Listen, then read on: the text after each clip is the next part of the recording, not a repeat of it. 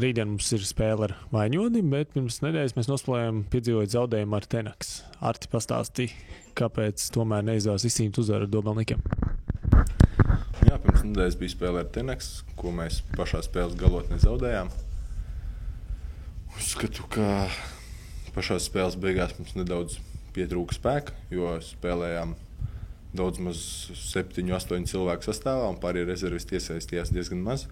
Kā arī beigās izšķirošos uzbrukumos pieļāvām tehniskās kļūdas un spēlētāji daži varēja nospēlēt disciplinētāk, un tāpēc arī tika pieļauts zaudējumi.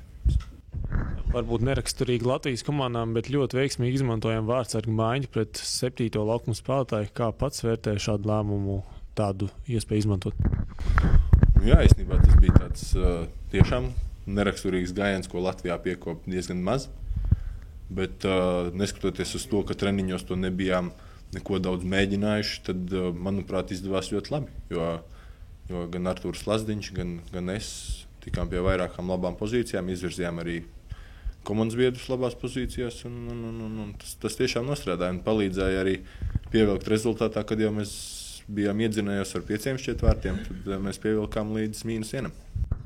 Rītdien spēle Vaņodi. Pagājušajā mačā Vaņodē tika izcīnīts uzvaru tikai 3 vārtu pārsvaru. Droši vien, kas jādara, lai šoreiz tā spēles liktenis netiktu atstāts līdz pašām beigām, bet jau laicīgi būtu zināms, būtu uzvarētāji kausa uz mūsu pusi.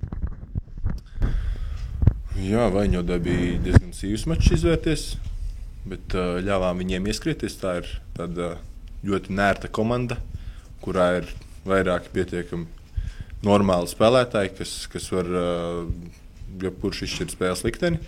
Es domāju, ka pret viņiem panākumu vai nodrošināt laicīgāk, vai censtos labāk nospēlēt un iegūt pārsvaru, ir pret viņiem sākumā disciplinēti un labi jānostrādā aizsardzībā, ceļš pret viņu līderiem Grundmanī, brāļiem Pāviliem, kā arī jārealizē savas 100% iespējas. Proti jāpārspēj Rudolfs. Tad lai veids rītdien abiem mums.